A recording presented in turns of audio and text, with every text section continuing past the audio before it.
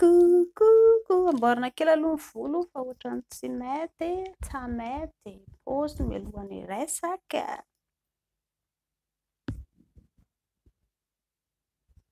Tianareo ve?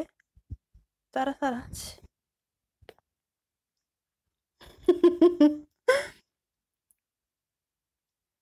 Zay. Tsy maintsy ampiana vola ilay tsikitsiky lava. Na izany ary satria mahafinaritra ny mitsikitsiky lava. Tonga sao daholo zanagasikara rehetra mahafinaritra be a. Misaotra anareo manaraka fandaharantsika dia isaorana foana ianareo manaraka ny fandaharantsika. Ina loha hevitrsika androany dia ny hoe maharitra dia firy ny lataka no tokony maty. Rano tokony ho izy ny fihenjana ny lataka farafahakeliny ny fefakadiny. Farafahambany. Raha farafahaela indrindra ihany koa dia maharitra amin'ny adiny iray. Fa izany hoe raha ohatra moa ka hoe misy ilay fihentanana be ao anatiny ila afaka mihoatra noho izay adiny iray izay ila. Fa adiny iray izany efa be dia be. Dia mihevera teny ny lisany hoe maninona ilay izy iray minitra dia maty. Raha farafambany dia fefakadiny no hoe farafambany no maty ny lataka.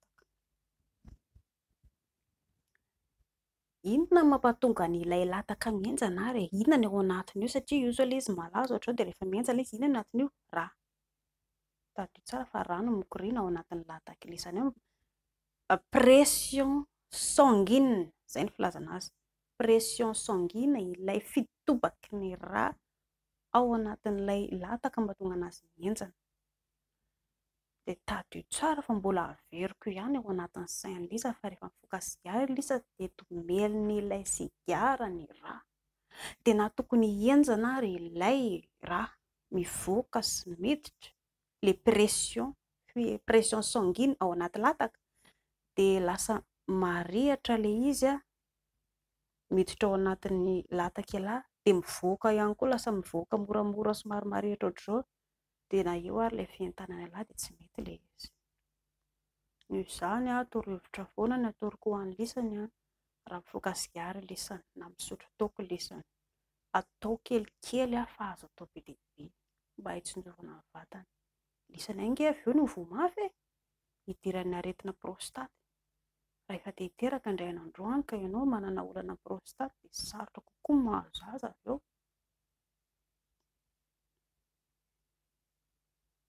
Misy izany mampalahelo any aloha any rehefa hoe tsy mety ilay izy dia ny ramose indray no mila vaniny amin'ny madama hoe madama ny tsy mahay nefa ialany tsy mahay ninina.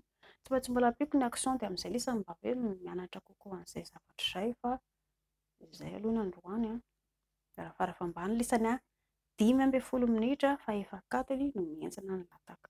Mihoatra an'izay tsy voafetra na adiny iray na mihoatra tsy voafetra mihitsy. Makasarika tovoka.